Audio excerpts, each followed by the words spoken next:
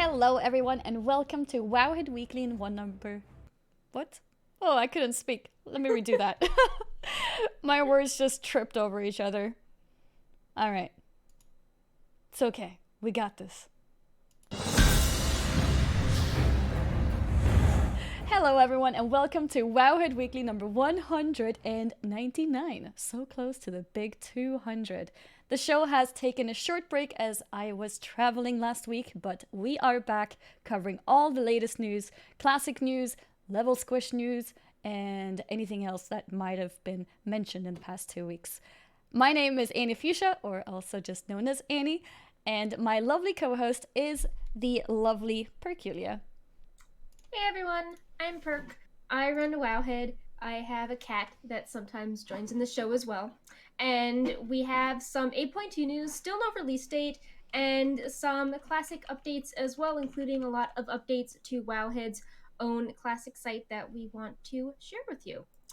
So, yeah, without further ado, we've got going to 8.2 and then some Blizzard stuff like these cool statues I was sent, and classic WoW and some Wowhead updates, and maybe we'll have a cat sighting when I talk about the statues because he likes biting them. A cat sighting, yes. We all get really happy when we see Brightpaw, don't we? It's more common than seeing Luna, unfortunately. Luna just doesn't want to show herself. She's like, oh, okay, you're sitting in front of the camera, you're talking to it. Well, I'm off, human. You're a weird one. And then she comes when it's over. Maybe we'll have both making an appearance. Maybe. But yeah, let's jump straight into it. Oh, I forgot. Yes. We have a giveaway. Yes. And our giveaway pet this week is the Captain Crackers, and the keyword to type in Twitch chat is the word pirate, and we will be picking the winner at the end of the show. Pirate. There you go. Yeah. In case you don't know how to spell it. You never know. No, actually, I just wanted to win it myself. But I tried to pretend that it was a different reason. Also, I want to thank Quarters576 for the 3-month resub, Aegis 2566 with the 17 months resub. That's a long one. And Sass with the 36 months. Wow, that's 3 years. Wow. That's exactly 3 years. Thank you, Sass. And with that, we can also mention that Sass is around. So if you guys have any questions, you can at him with anything, and he will let us know so we can answer it towards the end of the show. Yes, ask Sask absolutely anything. Yeah, okay, maybe not exactly everything. Within boundaries. We also have a resub from 10020, a 16-month resub, which is also a very long time. Thank you so much, Tenno. Thank you all for all the resubs. But yeah, so if we jump straight into some of the latest news, we have some clarifications on the end of season. Because lately that has been a little bit confusing for people because it's sort of a new system now in BFA where we have a season start, a season end, which might not necessarily be exactly when the patch is. So what do we have here, Perk? Okay, so we got the end of season announcement earlier this week, and the week before we got a clarification as to when things were going away. So everyone is even more confused because they're like, oh, usually we get a 2-week notice. Which was the 2-week notice? But I think the one on Tuesday was officially the, hey, it's ending soon notice, which means that there should be 2 weeks before the patch. So what is ending Oh, there's when? the appearance of Brightpaw. Yes. What is ending when? When the end of season 2 occurs, you can no longer get PvP rating to be eligible for season 2 awards. And you can no longer do Mythic Plus, pushing higher keystones to get season 2 rankings, and reaping will go away. And then when the end of season 2 occurs, that is when the Rise of Ashara 8.2 patch will start. Okay. However, so season end, beginning of patch. Yeah. However, if you want to do the ahead of the curve and cutting edge, you have 2 more weeks until the start of season 3. So the end of season 2 does not mean that you can no longer get ahead of the curve or cutting edge for Jaina Proudmoore. You have an extra 2 weeks on top of that. Okay, so patch hits and you still have 2 weeks? Yep. Because usually hasn't it been that you can't get it as soon as the patch hits? Well, then they started splitting everything up. So the idea is that you can earn it until the next raid hits, and the next raid is in season 3. Gotcha. So to recap, what is then? So we're gonna go end of season 2. No Mythic Plus in PvP. Rise of Ashara starts. Explore Nazjatar and Mechagon. Unlock your essence. Season 3 hits. No more ahead of the curve, but you can do Eternal Palace. And that's 2 weeks later. Eternal Palace, Mechagon Dungeon, Beguiling in Mythic Plus, new PvP season. And then with the raid and dungeon open, there are more professions you can get. And a lot of the essences, I did not realize how many essences were not available at launch. Like everyone is always talking about, vision of perfection and conflict and strife, but those are only available in season 3. So it's not like you're going to be running around, gearing up your vision of perfection at Rise of Ashara launch. So that may affect some theory crafting as to what essences you can look forward to having, day 1 of the raid. Okay. So I feel like the essence system is still so foreign to me. It's going to be great having it actually in the game, so you can, go explore it and check what you can do, what abilities to get. I'm actually excited for it.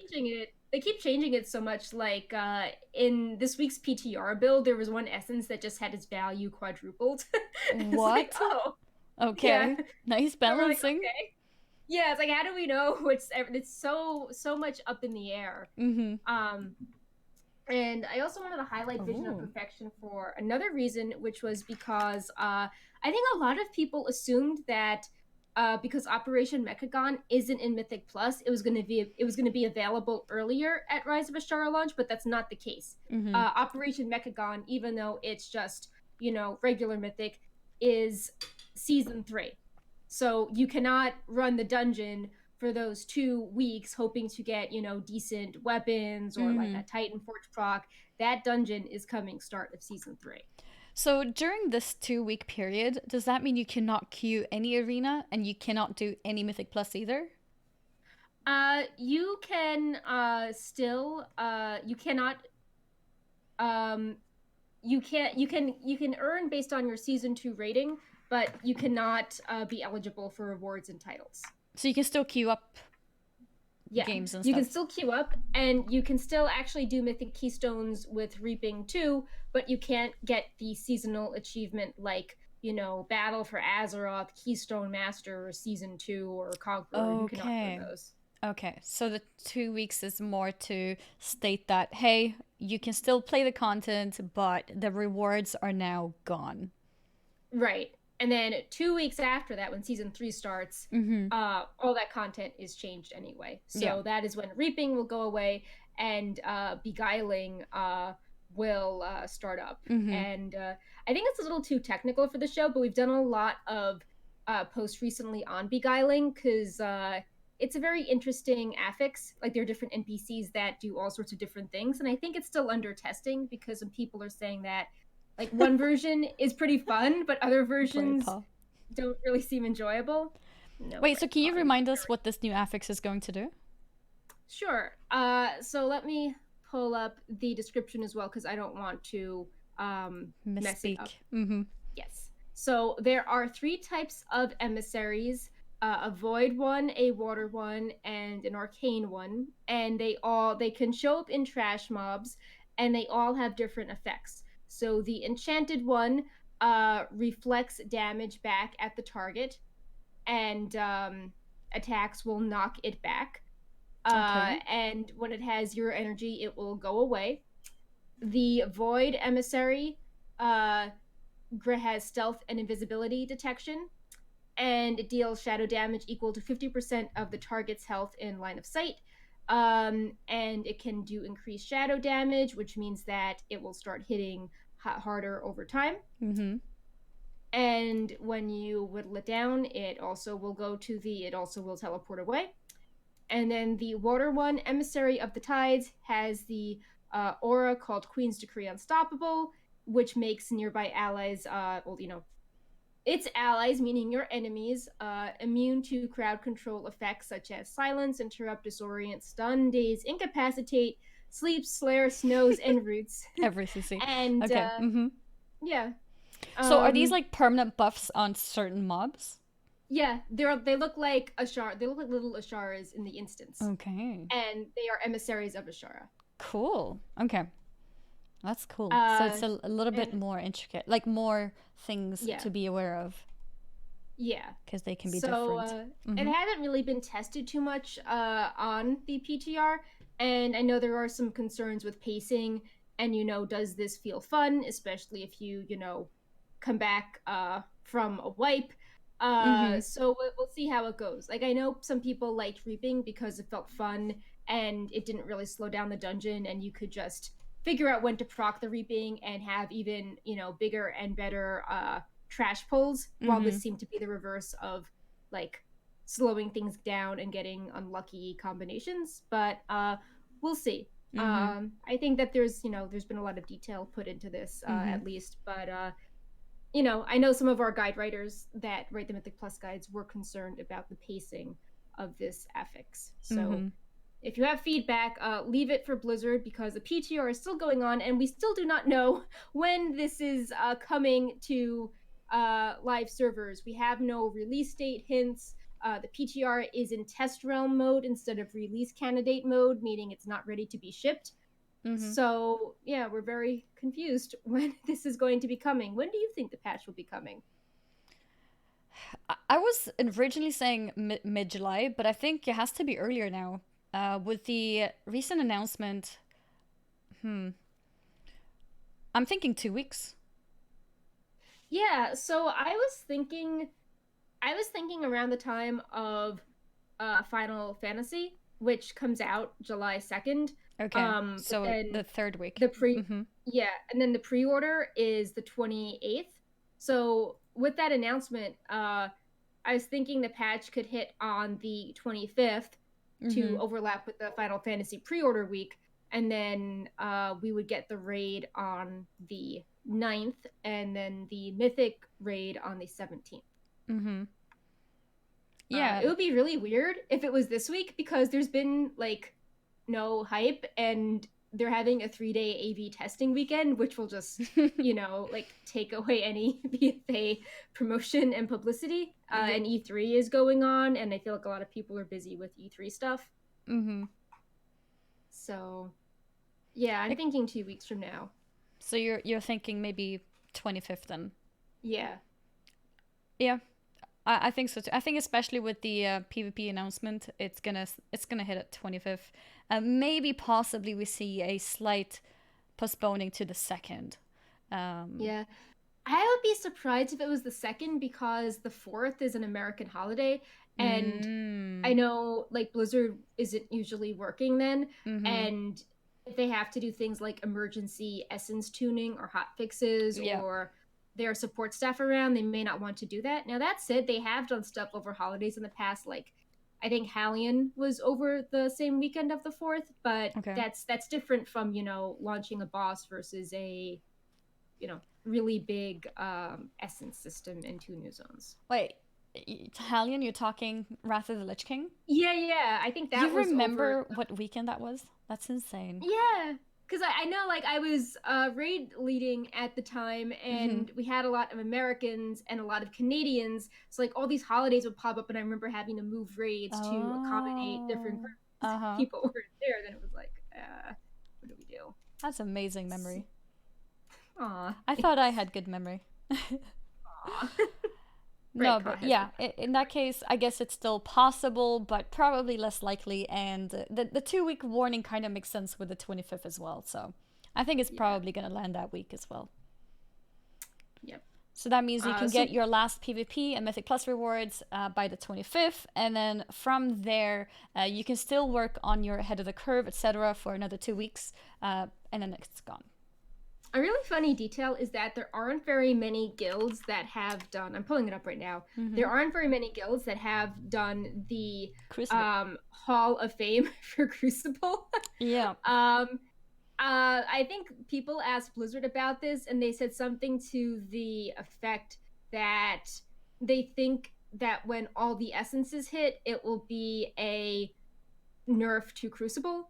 Right now we have 97 Horde guilds. It's like not even the Horde did it, and we have 12 Alliance guilds. 12. Time for us to shape Alliance. up, guys. Okay. So, okay, so he thinks with the essences we will become stronger, and therefore the raid should be easier. Yeah. Gotcha. That makes sense, and that means we have another 2 weeks or so to for guilds to start pushing those bosses. Yeah, so 2 weeks to do it like legit, pre-essence nerf, and then 2 more weeks to do it with your essence handicap. Yeah, exactly. I just messaged Angelin to do a post saying it was closing soon, because it is going to be closing soon on Horde. Oh, yeah, because only 3 spots left. Yeah, so it could even close tonight, and then that means the rest of the week, if you kill it, Friday, Saturday, Sunday, Monday before the reset, you also get it even if you're after 100. Yeah, that's a good point. But yeah. So we didn't have a show last week, but there was a few pieces of news that we wanted to still highlight because they got a lot of attention, and one of them were these reputation mounts coming in Rise of Ashara that aren't gold sinks by modern standards, but they are still a lot of gold compared to other mounts in the game that have more distinctive appearances. So there are 6 mounts. You can buy them at Exalted with the, Kultiris and Zandalar BFA factions, and they are 90,000 gold each, and they are basically recolored griffins and recolored flying dinosaurs. People are more upset over the griffins than the Zandalari ones. The coolest one by far is the spectral one with the Zandalari Empire. But yeah, all of them are pretty kind of generic. Boring. For yeah. Yeah. Because, like you said, they're just recolors of the Alliance one being the Griffin. And that's one of the most sort of basic Alliance mounts that we have. And now we have to pay 90k for each one. And sure, people have millions of gold nowadays, but not everyone does. 90k gold is still a lot of gold for a lot of people. And it's not just one mount either. It's like 3 of them, I think. Is it 3? Yeah. So, and that's a lot of gold. These aren't, while they are, more elaborate than the version from launch, they have more armor, these are recolors of the Griffin from Mists of Pandaria that you would get by doing the Krasserang Wilds questline. So, we have seen these before. So yeah, it's not the most boring Griffin model, it's the more majestic one, but still, like 90k gold, that's a lot of gold. Yeah, especially because the Horde, it's like, oh, here's this cool spectral one. Yeah, and then the Horde gets one cool color. Like, why didn't we get a spectral Griffin? I mean, I guess we kind of already have one since the past, but that's the old Griffin model, right? Yeah, and another thing is that a lot of players are viewing this in the larger context of mounts coming in 8.2, and the Horde gets Kuafan, and Kuafan can be upgraded to a flying mount in 8.2, and they can also do a quest to get the little baby Direhorn and have that become a mount as well. So everyone is like, oh, what's the meme? Like, alliances keep getting horses and we get 3 griffins, but the Horde has like cool quest lines to befriend their mounts. Yeah. So I know that there is a secret B mount for the Alliance, but it, Horde still does have 2 quest lines right now versus the Alliance one, and out of the overpriced mounts, I think the Horde ones do look cooler. Yeah. At the moment, at least. Yeah. We have no word on the B mount, right? We've data mined a few things hinting that you need the B pet, and then a special quest line unlocks where you become like friends with the queen bee, and you do a rep grind for it. But I think that's been hidden on the PTR. Gotcha. Okay. and we are doing daily mount previews. So if you want to know about more cool mounts you can get, we are highlighting usually one a day. We've been highlighting lots of rays recently, and a cool kind of engineering mechagon mount. And I think today we're going to be highlighting the dinosaur mount. So, we usually post one a day, so you can definitely check that out. That's cool. So this next topic, very controversial Very topic. interesting one. We Yeah. possibly may have some more hints towards Vulpera being an actual allied race. If you guys remember, Yeah. we mentioned the icons from the, was it Brewfest? Yeah, from Brewfest. Yeah, so from Brewfest, there were all these icons which all represented a different allied race, all of which have been confirmed to be allied races except the Vulpera. So that's interesting, you know, all of these icons representing a race that we can play. That means Vulpera will probably be playable too, possibly at least. And now we have some possible other hints. I'll show Yeah. the picture as you talk about it. So there's a DB2 called Scene Script Text, and it's a file used for the in-game cutscenes where your character is present and interacting with the surroundings and NPCs. And inside this, there is a Vulpera listing under the Allied Race section, and this section is basically adding support for all the races, because they have to be scaled to fit into the scene properly. So this was added actually back in patch 8.1, but Fabian just shared this with us now. He just was looking and found it later, and it was added as one of the possible races along with Kulturen humans. So that's interesting. Were they thinking of adding support for Vulpera back in patch 8.1? And same thing as the Beerfest icons. All the other races listed under this allied race section are confirmed allied races except for the Vulpera. Yep. And this race information was associated with the in-game cutscene Magni Heart intro, IGC, which is the initial cutscene where you get the Heart of Azeroth, very early start of BFA.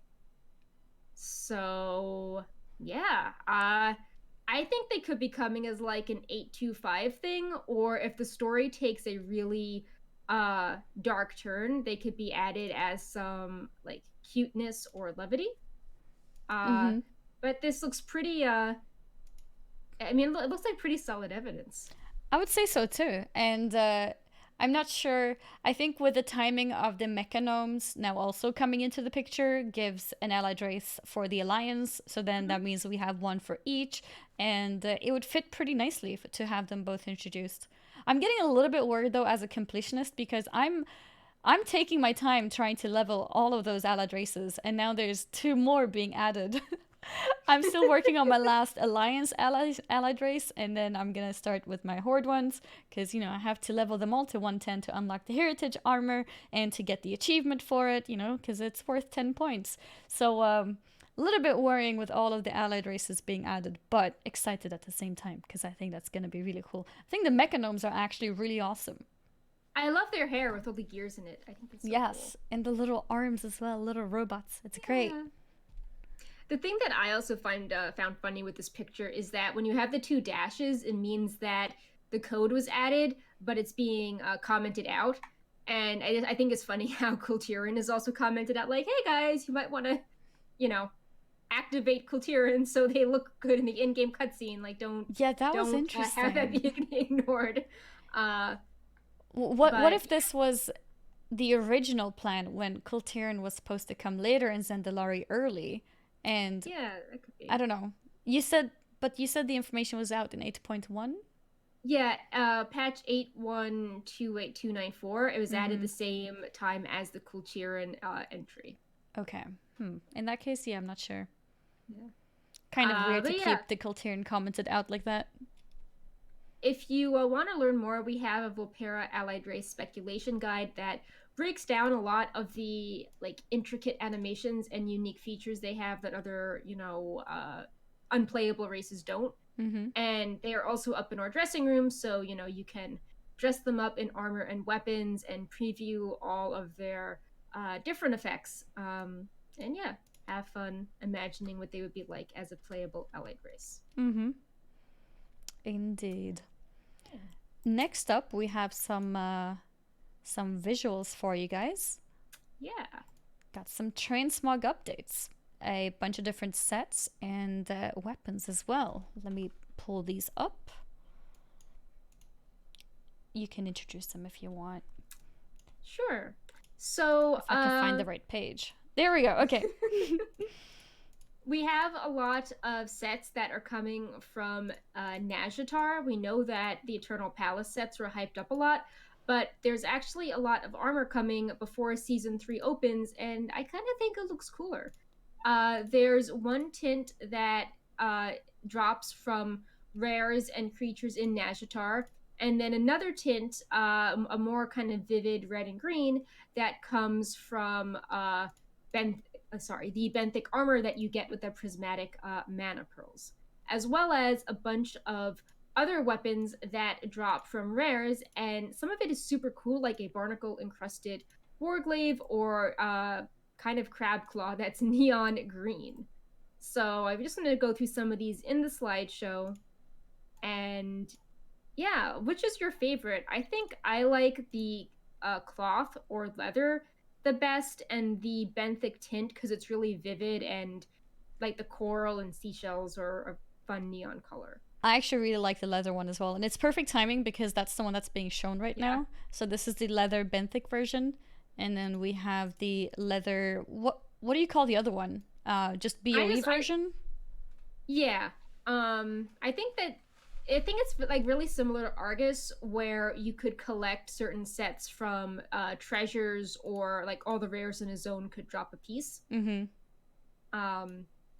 But yeah, the BOEs, they sort of have like a more light gray green tint to them, and they're pretty cool as well. I think that these have more of a Nazjatar underwater vibe than the stuff from Eternal Palace, actually. Yeah, I think they all have little sort of sea things on them. Yeah. Well, I know some people don't really like the male set. I think the shoulder is cool, but the starfish kind of makes you look a little jerky. Poor male wearers. Yeah. Always getting the short straw. There we go. There's the starfish on top of the eye. Yeah. And we have a bunch of weapons too. I think the claw looks really cool. Yeah, it has an animation as well. It has a little pincer effect. Oh. So far it comes in 3 tints. A green one from rares, a red one from the world boss, and an orange one that we're not sure where it's from exactly yet. Okay. Cool. I like the green one. It's like very fell. Mm-hmm. I like it too. Unfortunately, you can't use that though as a warlock. Yeah. I like, speaking of weapons, not many people can use. I really like the warglaive. Yeah. As well. Mm-hmm. And that has PvP tints as well as this lovely green tint. Mm-hmm. Yeah, there's a bunch of them. If you guys want to check them all out, you can click the link, which is visible in the notes for the show, right? Or on the page for the show, rather? Yeah, it is under the link called Nazjatar Transmog Set Spotlight. Mm-hmm. Oh, here's the orange claw. It just showed up now. Yeah.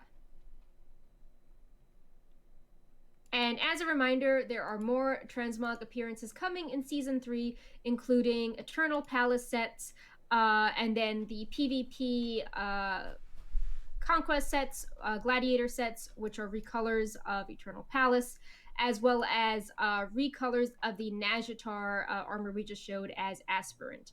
There are also a bunch of kind of steampunk weapons coming from Operation Mechagon. Those sets do not have unique dungeon armor, but they do have unique weapons. So you won't have like a full Mechanome outfit, but you will have cool Mechanome themed weapons you can use. Mm-hmm. Yeah. Moving on. I would love to see Perk showcase what she got from Blizzard. Sure. So a few weeks ago, Blizzard sent me these amazing sculptures. Let's see if we can full screen you. There you go. Yeah. So we can show them one at a time. This is the Horde statue. He is the orc grunt. He is holding an axe, two-handed axe. He's got a training dummy underneath him. That is Alliance one. That's kind of broken, and he's stomping on it with his foot. And I think he looks a lot better in natural light than the very fake plasticky light. And I don't think we had the pictures in the slideshow, but I posted a picture on Twitter where Brightpaw was eating the axe. And it's kind of durable. I mean, it doesn't really look like he was eating the axe. He's now not interested in it. He's right below me. But yeah, it has a nice sort of hexagon base. Oh, now he woke up. It's Brightpaw safe. Yep. And this is the Horde version. And if you're going to BlizzCon, you had to specify whether you wanted this one or the Alliance one. And this is the Alliance one. And some notable details on it. Oh, Brightpaw ate the end of it. Some notable details on this is that it's the, human footman. What I think a lot of pictures don't show is that it has the Horde banner on the ground. And I know some Horde players were kind of sort of shocked and complaining, being like, oh man, I didn't see this in the preview. That's so cool that, the Alliance has a banner. Why doesn't the Horde have an equivalent Alliance banner? But yeah, so we've got this kind of cool banner, which the soldier is too heroic. He's not stepping on it. It's just clearly fallen. He's got his shield. He's got his sword. And he's got his plumed guard helmet. And these will be not going off the market very soon. You need to buy these before June 19th. After that date, the statues cannot be acquired. Each one cost $45, and I think they were $55 at the start. So they have a slight discount. And you can purchase them on the Blizzard Gear Shop, and they will ship by the beginning of BlizzCon 2019, so November 1st. Gotcha. And yeah. Brightpaw, look, it's your favorite statues. Come on. He's just sleeping right below this, but he was going to town eating the orc axe, and he was really protective of the Alliance when he was curled around it. So. Aww. Brightpaw knows. I know Saz can paste the pictures in chat, but they were super cute. Yeah, Brightpaw knows which faction we should all protect. He's such a good That's cat. going on. Before we move on to the next topic, I'd like to quickly thank Magic Me for the 2-month resub. So thank you for that. And also remind you guys of the giveaway that we have. The Cap'n Crackers. In order to enter the raffle, all you have to do is type pirate in the chat. I also wanted to remind people that we have another Shards program where the longer you watch, the more points you earn, and you can redeem them for things like Wowhead pins or premium, and you can increase your chance of getting them by doing things like gambling them away or becoming a subscriber or, watching for longer in chat. I know in the past we've had people redeem them for things like pins. Someone gambled like 30,000 nether shards and won them back. Yep. So, yeah. So you basically, for watching, which is supporting, you get these points that you can then spend in order to get real physical items sent to you. So that's a way for us to thank you for watching. So this next piece of news just sort of took us by surprise this morning. In fact. This is an interesting one. So you may remember that Ian Hazacostas in the March 21st Q&A was talking about leveling and said they were considering the idea of a level squish because it feels weird to have levels that, give you nothing. And then he followed up on this topic a few weeks later saying that, they maybe went too far with scaling in the world, and the idea of leveling has lost meaning in WoW. So they were experimenting and thinking about changes. But according to this survey that just appeared, Redditors were posting about it. It might be a confirmed thing, because this Blizzard survey that a few people got was saying things like, "Are you aware that the maximum level of 120 will be reduced in the future, i.e., level squish?" Yep. It's like, oh, like that's a thing. Yep. So it's not even, do you think it would be a good idea or anything like that? It's just, are you aware that the maximum level of 120 will be reduced in the future? Yeah. And then it got followed up with, the level squish will reduce the total number of levels required to access the most current game content. The new level cap will be dramatically lower than the current level cap of 120. How much would you like or dislike a reduction in character levels? And that's just like, oh, really I interesting guess topic. Mm-hmm. yeah, that's a thing. Like, that's not even being discussed. That is a thing that is happening since Ian floated the idea in the Q&A, and now like things are moving very quickly. Maybe he purposely floated the idea to, make people warmed up on the topic and start having opinions on it. Maybe some Yeah. feedback before they solidified anything. Yeah, I feel like it could have been it's weird to know a feature is confirmed through a survey. It is weird, yes. Yeah. It would have been interesting to have more interviews talking about this, or forum threads specifically asking for feedback on this, because it comes out of the blue and people are curious, like, was it photoshopped? There could be a lot of trolls, but I mean, it does make sense. It's not totally out of the blue, because Ian was basically saying that he thought that leveling did have some issues in WoW and they felt like it needed some changes. Mm-hmm. But let's see. So also, it's interesting timing with Classic, because Classic just increased the level cap from 30 to 40, and people were really excited about all the stuff you got to do at 40, how you could fill out a talent tree, how you could get epic writing, how you could access all these new zones. And I think that the leveling experience at Classic maybe has made them, I don't know, think about leveling in BFA more, or speeding things up, or thinking it's a good time to introduce that topic. Because it felt like people were very hype about Classic, but BFA is just like, oh, here's my boost. Now I'm gonna do 10 levels. The end. Yeah. People are not happy when I decide to play retail. Oh, did my computer just? Oh no, it's fine. Okay.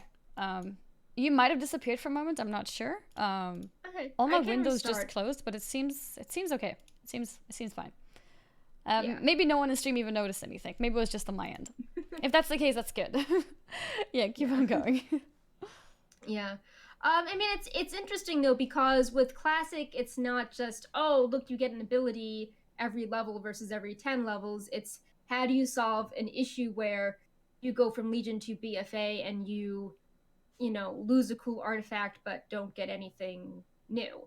Yeah. Or how do you handle the transition where you feel really powerful at the start of an expansion and then it goes away? Or how do you get people interested in the leveling content? Because in Classic, you had to do a lot of zones, and getting a mount at 40 was a big deal. But if BFA is just going to be like, oh, like, fewer levels, things are faster, it's like, well, how do you get people, like, is it still meaningful if you hit 30 or 40, or is it just like, oh, this is boring, but at least it's faster? Yeah. Because it'd be weird if it's like, okay, you only need to do 5 levels in Burning Crusade and only 5 levels in Wrath. It's like, how do you have any time to fully immerse yourself in the zone? You don't. It's still not getting people to actually want to play the zones, or dealing with the effect of losing your Legion artifact and then feeling sad that it's you're hitting less buttons now. I feel like BFA, or just World of Warcraft in general, not Classic, has just existed for so long, and most people have multiple characters, that I'm not sure if any kind of leveling help will make anyone enjoy leveling again. I feel like with Classic it's a lot different, because that's all there was. But now, like, if somebody has 20 alts, are they going to be happy to level no matter what? I feel like it's not really possible. Yeah, I'm also concerned about sort of balance in the middle, like what happens if they squish things, like could someone be really overpowered at level 30 now if all the talents get, moved around? Yeah.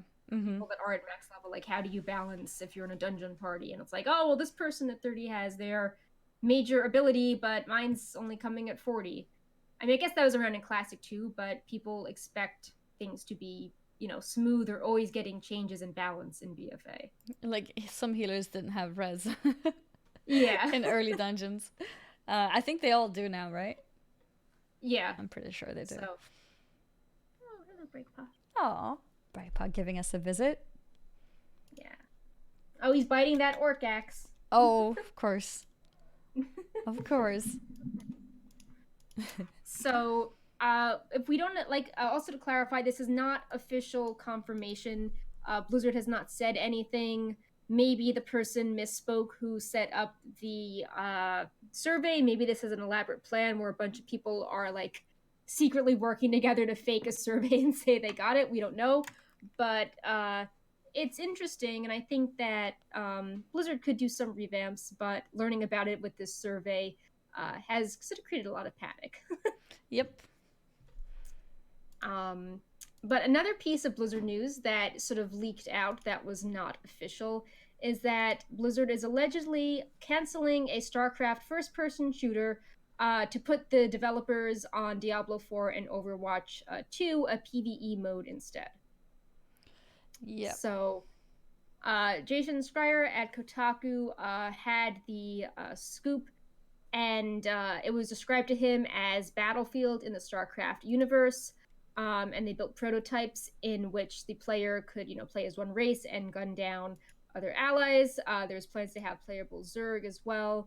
And some people were saying that development was slow, but others were saying that it was still a massive shock when they canceled it.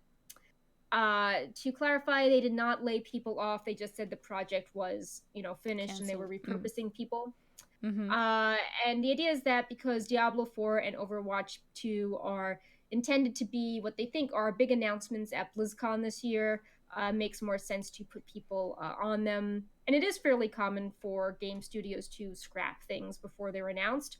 Yeah, so that's the thing as well. Like, we probably don't hear most of them. Yeah. So, I think people are just sad because, there was another StarCraft, StarCraft Ghost was also canceled after several years of development. So it feels kind of cursed. But it is what it is. Blizzard made a statement saying they usually don't comment on unannounced projects. But they cancel things before announcing them because it would be even worse expectations if they said something was coming and then it, was no longer coming. And yeah, I think Blizzard really wants to push out their projects that have a big chance of being a hit because 2019 is a slow year. They had to let a lot of their staff go. They don't really have releases planned for 2019 in their, annual report outside of Classic WoW, but that's not exactly a new release. And they also canceled Gamescom because they didn't really have anything to present, which I think is also a budget reason because they've been to Gamescom even when they didn't really have anything gigantic to present. So yeah, that's interesting. I mean, I know with the current climate for Blizzard that this led to, I think, more backlash than it should, but to me it just was like pulling the curtain back on development, and maybe people didn't realize games are canceled all the time in development, but they are. So all right. Not sure if you were muted. Oh, Brightpaw, what are you doing? Why are you I'm getting a little bit distracted because I'm hearing things. I think Luna might be dropping things off of the hallway. Oh no. Is it called bureau? Cats? Cupboard? Yeah, bureau. Yeah, okay. Yeah. So I feel like things are dropping on the floor, but I think it's fine. There's no glass shatter, so nothing is breaking, but I'm just hearing things drop. So I'm a little bit distracted. That's okay. Brightpaw was. But yeah, I'm actually kind of upset about the whole Gamescom thing because I was hoping to go, and without Blizzard being there, it feels kind of sad because I've been hearing, or not hearing, I've been kind of noticing that Twitch is also doing less things now. Like they weren't at DreamHack Oh, Dallas, and they weren't, they're not going to have a Twitch party at DreamHack Summer, which is coming up. And normally they always have a Twitch party. I don't remember the last time there was no Twitch party. I'm not sure if that also means there's no Twitch presence in general. So it's like Blizzard is cutting down, Twitch is, I don't know, reprioritizing or maybe cutting down. I don't do you know. think they're trying to repurpose things into the TwitchCon Possibly, EU yes, yes. That was to my make thought as well. people? And it's like, why not do both? You know, Yeah, like because like if Twitch is don't not try gonna to. go to Gamescom, Blizzard is not going to go to Gamescom. Like, what companies are gonna be there that I'm like, daily in like Right. interested in? So we'll Yeah, see. that's too bad. I really liked what they always did at Gamescom with Blizzard, how they always had a lot of fun, kind Yeah, of it's like quirky a mini community event. BlizzCon. Yeah. Bright Paw, don't eat my arm. Oh, Baby. No bite. No bite. No. I just noticed Brightpaw has been pretty well behaved. I don't remember the last time that he threw off the dolls from the shelf. Oh, I know. Don't do that, Bright Paw. You're giving him ideas. It's okay, he can't hear me. Ow. Anyway, Mm-hmm. uh, Yes, we let's also go have on. some classic news. Yes, Uh, classic news. I think we mentioned it briefly at the beginning, but level cap has been increased to level 40.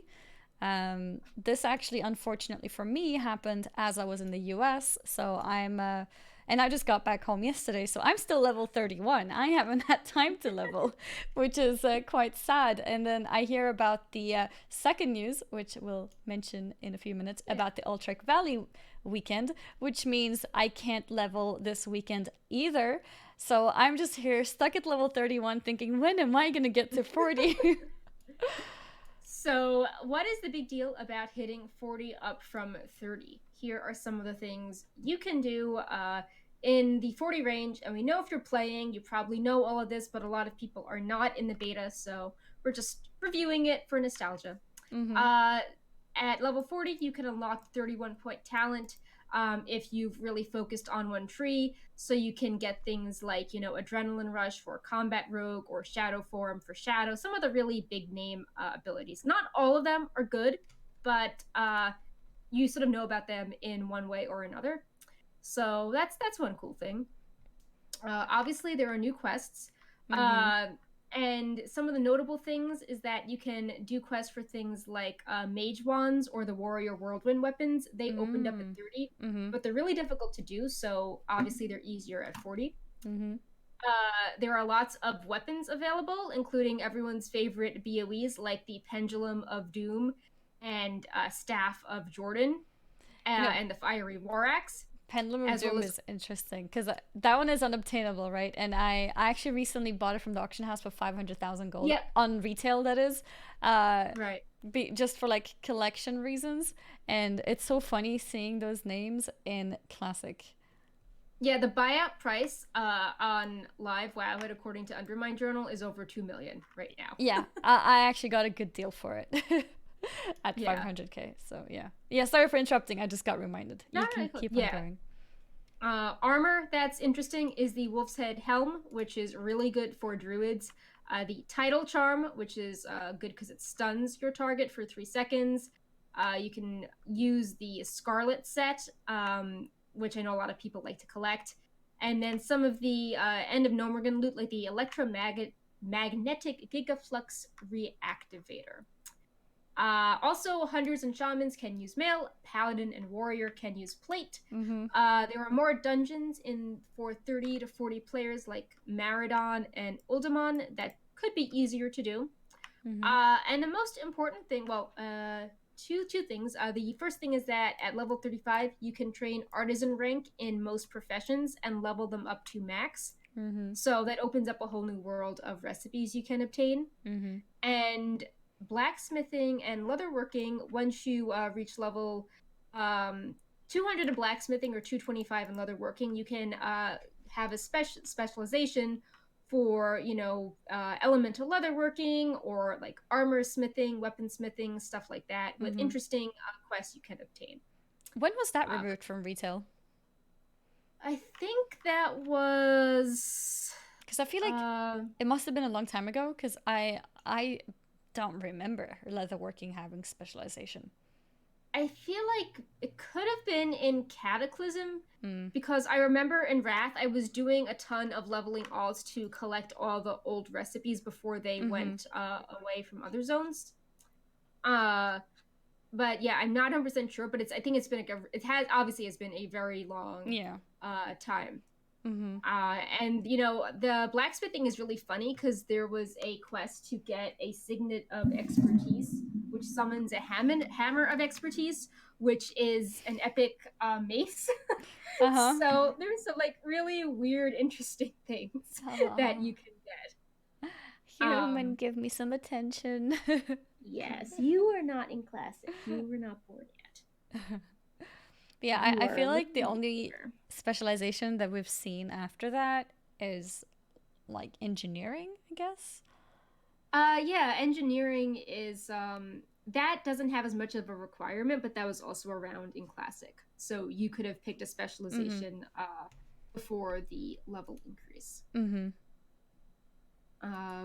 Were there anything else? I mean, I guess there are things like is there anything similar in BFA? I mean, everything is more right. Oh no. I feel like professions have just become less important in general, which is sad. Yeah, I want professions to have a bigger impact. Yeah, they're very simplified. I mean, I guess alchemy is always important, but yeah, there's no. Oh yeah, alchemy is still a thing because like you can proc depending on what type of alchemist you are, or is that still a thing? Maybe not. I think it's based on your rank. Okay. Oh, they changed it to rank. Okay, because I don't have alchemy, so I'm actually not sure. But I remember like potion master and transmutation master and all that stuff. Yeah.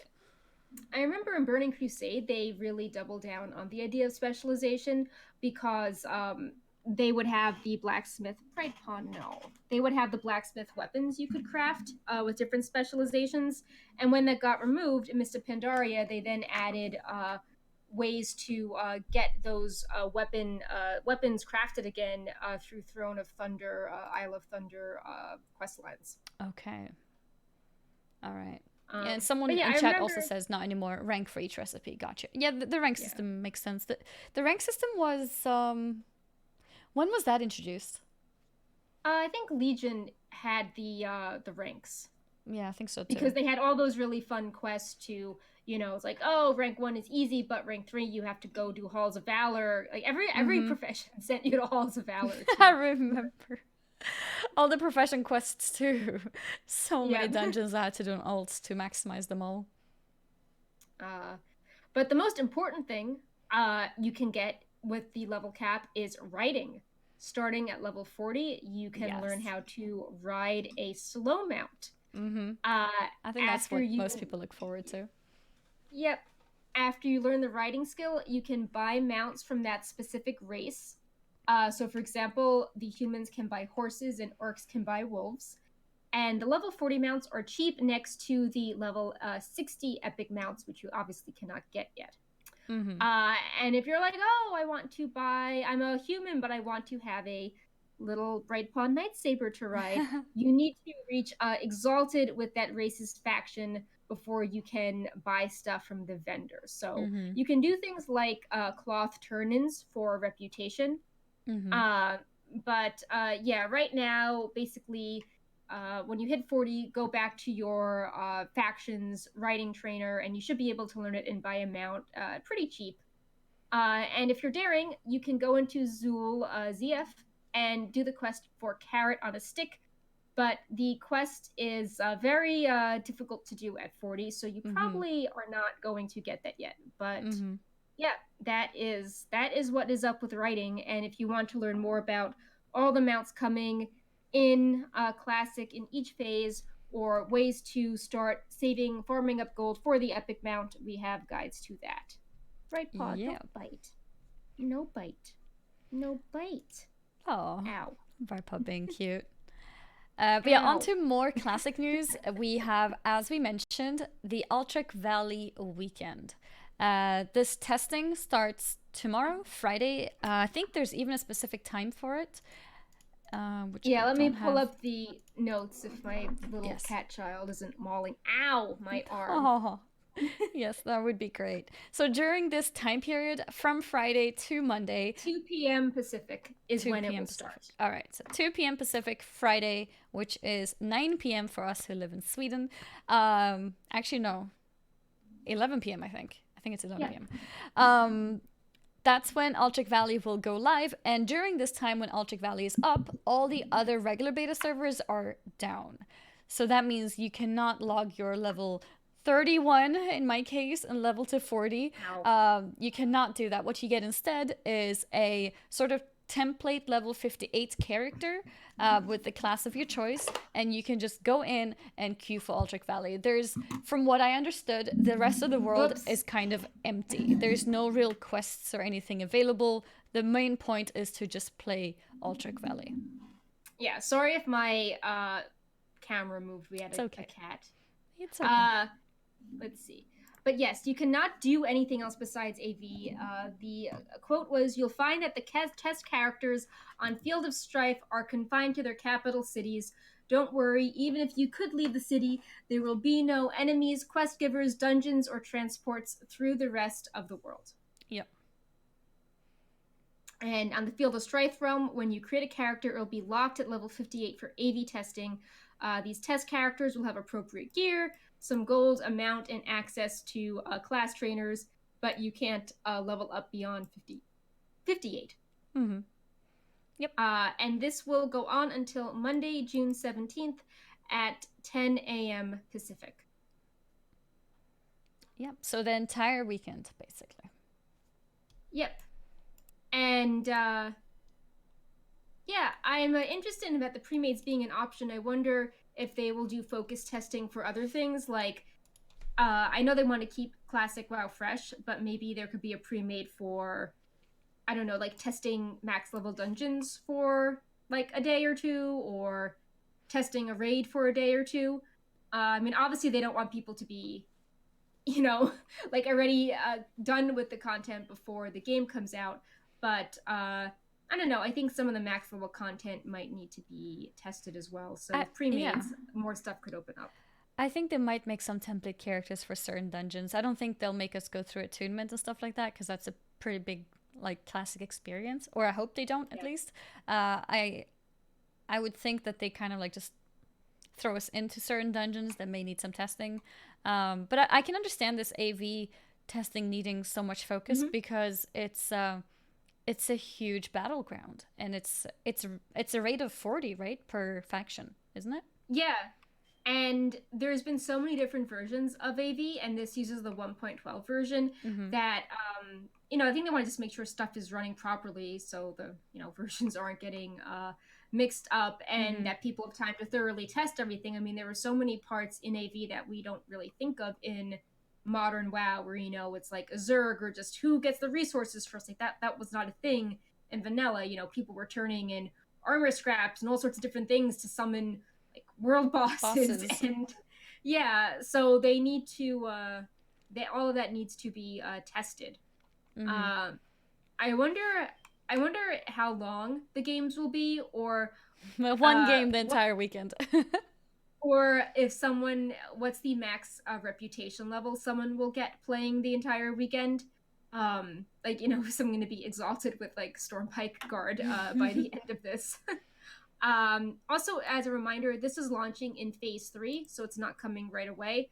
But you know, obviously, they still want to test everything before the game hits. And we will have a guide to this up tomorrow, I think. So if you want to try out AV, we will have a guide breaking down all the components of it. Awesome. Because I'm sure there's other people like me who never played the original classic version of AV, so it's gonna be interesting to see all the little different details of things that were important back then, which makes no difference nowadays. Like Perk said, the main thing is who gets the boss down first, you know? And then how many towers did each faction get? Can we kill the last boss now? Are enough towers down? Let's go. There's a lot more to it. All the hand-ins and everything. So I'm looking forward to that. Yep. I mean, it's probably not going to be part of testing, but it was funny when snowballs were a thing and you could knock people off the Alliance bridge during the holiday season. Oh, that's so cool. Wait, so you could, like, knock them with snowballs? Yeah. Oh. Cool. No, don't play with the lighting. He's trying to pull back the curtain. Oh. Maybe there's a cat he's looking at. Bright Paw, no. But yeah, so speaking of classic, we have a lot of things we've added to Wowhead. Bright Paw, you're making noise. Stop. Am I overly bright now? He's just pulled the plastic blind back. It's kind of bright. It's also a little bit blurry. Oh, well, let's see. That should get rid of the blurriness. Okay, maybe not. I'm not sure what it's focusing on, because there's nothing in focus right now. I blame Brightpaw. Okay, you're in focus now. Yeah, I blame him. It's okay. Against it. It's okay. He's put himself in between the window pane and the curtain now, so that's why the light's coming in. Mm-hmm. Brightpaw, you cannot be sitting there. Move. No. But anyway, if it's not too distracting, it's fine now. It's hard to move him. Yeah, it's okay. It's okay. So Wowhead and classic things. In the past, we are still adding things to the site on a regular basis, but some of the things we thought you might want to know about that were the most important were stat filters on classic item stats, including a bunch that are not in regular WoW. Which is very good for people like me who are leveling on beta and know that I want, for example, to stack stamina as my warlock and like stamina with int, for example. And this is a great way to search for that. Yeah. So there are so many combinations you can search for, including some funny things like items with negative stamina. We have items with all sorts of resistances, different types of spell power, pure damage spell power versus healing power, not just attack power, but things like, there he is, right. Feral attack power, ranged attack power, melee attack power, all sorts of, we have dozens of new filters, and since the post we have also added some for spells like spell ranks, and looking into adding a few more to items as well. Mm-hmm. And we also have other filters like slot or usable by faction or required level or by rarity. So you can combine them. You can be like, I want to see items that have spell hit, but are also level 40 through 50. Mm-hmm. Or, you know, like, I want to see only cloth chests with this stat. So you can combine them and narrow things down further. Mm-hmm. Or I want -10 stamina. How can I get that? There were some really interesting items like that would have like negative intellect but give you stamina. Mm-hmm. Or there was a cool weapon that from a Scholomance recipe, I think, Corruption, that had negative stamina but looked super cool and had like I think a good weapon damage range. So I don't know, I think those items kind of add flavor. I think there was a Doomsayer's robe, and I think when the title sounds really dramatic and it's negative stamina, it adds to the flavor of it. Yeah, it does. Makes it feel special in a weird way. Yeah. Another thing we added recently were dungeon loot tables. So since we're getting the information from Classic and not private servers, we use the Wowhead client to get all the information. And when a dungeon isn't available to run, like a level 60 dungeon, we were not showing information on the Wowhead page. But because players really care about this for looking up, information and planning gear, we got some old information from Thoughtbot and our guides, and we manually added all of the dungeon and raid loot to the corresponding boss pages, and now yesterday to the zone pages as well, so you can see all the boss loot and even some of the BOEs if people with the Wowhead client upload their information. So lots of fun information there. This also means that the item page will have a drops tab showing where you get it from. Mm-hmm. And all the dungeons are there, all the raids are there. We've gotten a lot of requests to show what phase something was added in. And we held off a little to see if Blizzard would clarify things like there's a lot of confusion surrounding phase 2 and 3 because some of the stuff from the same patch was moved into different phases. So we were waiting to see if Blizzard was going to clarify stuff, but it looks like they're not. So we're just going to build our own system and take the most logical approach. And if we're wrong on one thing, we will address it. But we've seen a lot of requests from players to the point where we think that people would rather see 99% of stuff correct than have no information at all. So we're trying to work on that in the next 2 weeks. Gotcha.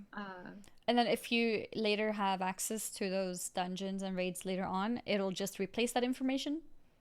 Yeah, so for example, if you go to the Dead Mine Zone page, it shows you where all of these BOEs are from. It's like, oh, Blackened Defias, Pants, and like all. But then obviously for UBRS, we don't have any of those BOEs because that's closed. But we just have the boss loot. So as people use the client, we'll start showing drop rates based on the client and all the important trash loot as well. We are trying to use Thoughtbot when we can, but some of the data collection was not amazing back in the day. For example, some of the Thoughtbot Wayback Machine quest ranges are slightly off. So we don't want to take some data that's slightly wrong and then we get a rep for having inaccurate data. Yeah. So it's sort of a balancing act. Do you show stuff that looks complete but is wrong, or do you show less stuff but then people just are hungry to see something versus nothing? But it's a balancing act. But as the quest cap keeps increasing, we do keep getting more and more data, and we try to verify anything we take from Thoughtbot before we put it on the site. Gotcha. So. I think we skipped over this, but I'd like to have a final call for the giveaway. Okay. Captain Crackers is what we are giving away, and you type pirate in the chat in order to enter the raffle. I'll also take this moment to quickly thank Karaik or Saraisi, I'm not sure how to pronounce that, for subscribing. So welcome and thank you. And now we can jump into the last topic, which is also to do with site updates.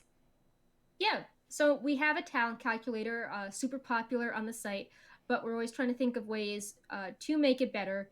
And one of the things we thought could really help people were showing what are the abilities you have accessible at a certain level. So, for example, if you're filling in your points and you're you have 21 points in arms as a Fury Warrior, as an arms warrior, you're like, okay, well, that's nice. Those are the talents, but what are the class abilities you can train at 30? So we've added a section called Highest Trainable Ranks that updates as you go along. So, for example, if you have points for level 30, you would see that Slam rank 1 is available at level 30. But if you kept adding points and then the talent calculator was for a level 40 character, it would instead show that Slam rank 2 is available at 38. So it's a quick way to see what's the top most rank available for your level. That's really useful. And yeah, we've had so many people asking, being like, oh, the BFA talent calc shows the class abilities off to the side. Can you do a similar thing for Classic? And it was really overwhelming linking all of them. But, we think that this is a good way of sort of cutting through all the ranks and showing the top level. Although, do keep in mind, you don't need to train all of them while leveling, especially if you want to save gold for your epic mount. And there's also spell downranking that healers may want to pay attention to as well, where lower ranks are better for some reasons like mana efficiency and casting time. Mm-hmm. And it's not in the notes, but we're continuing to update the site with even more things. Like we've noticed a lot of people, like if a streamer wins like an item, we see suddenly the live version of Wowhead get a ton of traffic. And that makes me feel sad because, BFA Wowhead, the values are different than Classic. So we're adding some more messaging today to the Classic level pages, being like, you might be on the wrong page. Do you want to go to Classic Wowhead? Oh. And we've made the Classic site switching button a different color and brighter by the search box to hopefully emphasize that more. Because, Classic's been out a month. People shouldn't be, like, complaining that Wowhead has the wrong stats and linking, the PTR version of Wowhead. Yeah. So just trying to reduce all that confusion. We're also working on a gear planner. It's taken a little longer than we expected because we have to use the Wowhead client to get exact base stats for all the characters. But we're collecting the data now, so we just need to plug that into the gear planner, and we should have a prototype to share with people pretty soon, and it will calculate your character's agi and stamina and dodge and every other stat you could think of. So that's coming along and hopefully should be our next feature to share soon. Yeah, I just noticed the message from Sass. I guess it was not meant to say that, but I think we are sorting out the winner of the giveaway today. I mean, not, of course we're doing it today, but now in the next minute or so. So keep an eye out on the chat for what Sass148 has to say to see if you will be the winner. Okay. At the moment, it looks like it's Magic Me, but it looks like there is a little bit of an issue with the wrong giveaway being shown, but that's okay. We'll figure it out. We will figure it out.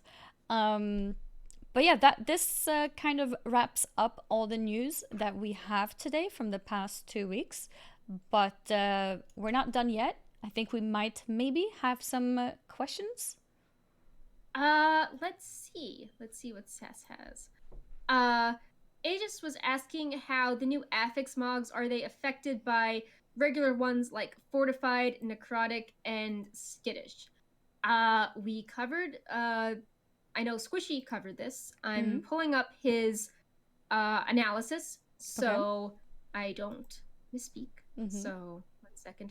Oh, while I'm doing this, another cool feature we added. So if you go to the news page, and if you don't care about Classic or if you don't care about BFA, next to the word news, there's a types drop down, and you can filter out news you don't care about, and it will save your preference. We're experimenting with this, but if it turns out that we flag something as PTR and people hide it and then they complain we didn't cover it, we may rethink the system. But for now, we're gonna try giving the system a go. Because we know that it sort of feels fair, because if you go on the Classic Wowhead domain, you don't see any of the other news by default, and it seemed like if we were giving the Classic community that convenience, it would make sense that if people that only are interested in BFA to get the same convenience. Let's see. So based on our testing, emissaries can be bolstered, so they are affected by affix. Because they don't die, they just teleport back to Queen Ashara. They are not affected by on-death effects. So they can be bolstered and they can be healed by Sanguine, but they will not bolster other mobs or drop it when they die. Gotcha. Interesting. I sort of like the idea how they're all like little clones of Ashara. Yeah. And then they, when they teleport away, they're just going back to her, and then they'll like heal up and be like even stronger when we face her. I think that's a cool idea. So you face the emissaries again in the end? Oh, I just like the idea that the emissaries like teleport away when they're low on health to go back to Queen Ashara. Yeah, that's pretty cool. And then it's like, I'm just picturing us fighting Queen Ashara and like all of her emissaries are just there. Yeah. Yeah, they're just chilling. Got like a little trip to the spa to recuperate.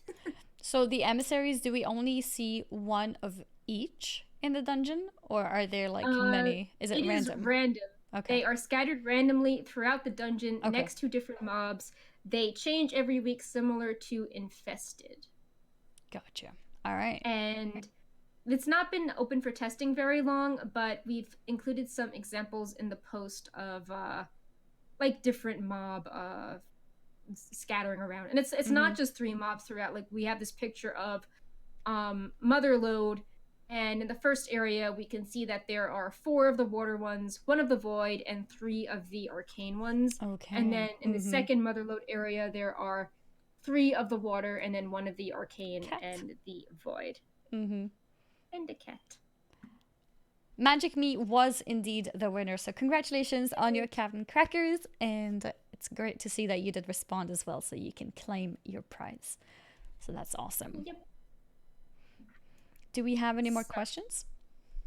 I think that's about it. I feel like the PTR has sort of slowed down as Mm-hmm. far as reveals, and even Blizzard's news hasn't been that there hasn't really been a lot going on as far as their news. Mm-hmm.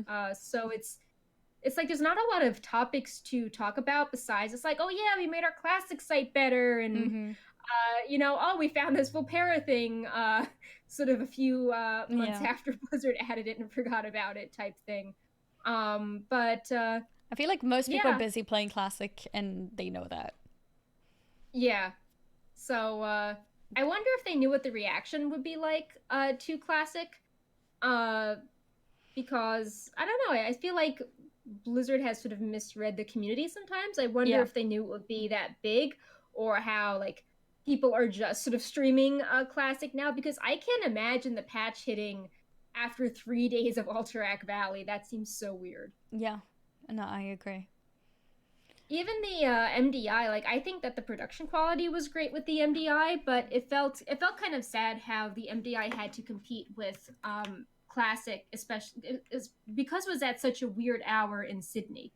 So Mm-hmm. it just it felt like you had this really cool production and very talented players, but because of the timing, both with the Classic hype overlap and not at peak hours, it didn't really get the hype it should have deserved. Mm-hmm. So I mean, that is not a knock on Classic. I just think the planning on Blizzard's part, they should have like realized that Mm-hmm. them competing against their own product as well as putting something at a really weird time has leads to issues with the view count. Yep. And that kind of touches a different topic that I've seen been discussed, whether Classic should be separate from BFA as a game on Twitch. Yeah, What do you that's think? interesting as well. So I mean, it's tough. Like I I feel like I feel like Blizzard wouldn't want to do that because it could make BFA look weaker. Just like they're not going to reveal sub numbers as to Mm-hmm. like who is actively playing Classic versus BFA. And if you dilute it too much, then it could hurt rankings.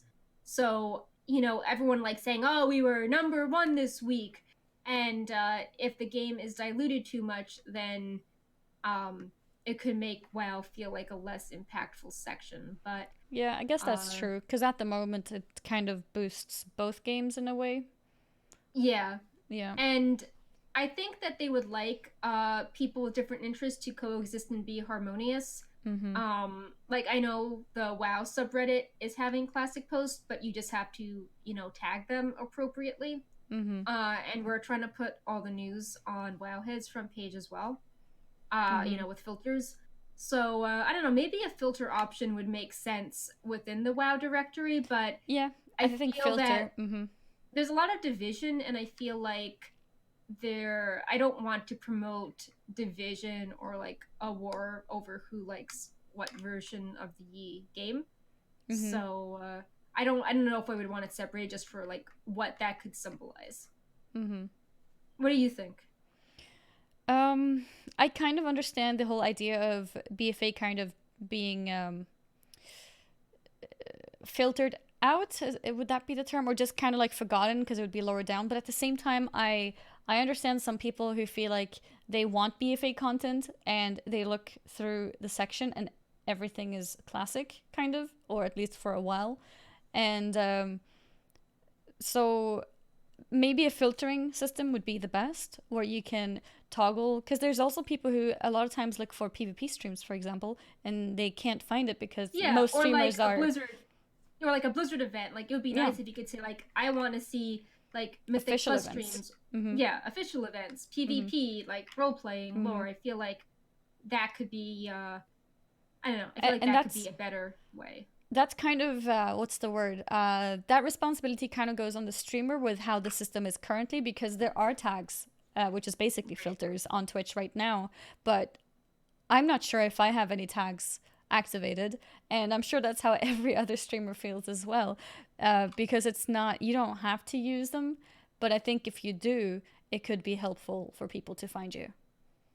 Yeah, another thing is that like viewership and the actual people playing the game then may not be a correlation. You know, for example, Wowhead still has more people using the BFA version of the site than Classic, because you know there's not as much need for someone to look up things on Classic Wowhead if they're not playing, but they can still watch a stream and find it enjoyable. Mm-hmm. So I think that if they were to split things, it could lead to some weird conversations about optics, because there's this really, it's a really weird movement where people think that if a game is #1 on Twitch, it means that like lots of people are playing it and it's like doing well, and Yeah. then it leads to all sorts of weird things. And I think it's good marketing, but it doesn't necessarily lead to that. Like, remember when it's like, oh, this game surpassed Fortnite for a day, it was #1 on Twitch, and then it just, you know, sort of Yeah. like calms down and fades away. Yeah, people are So affected by the hype too much, thinking that's yeah, everything.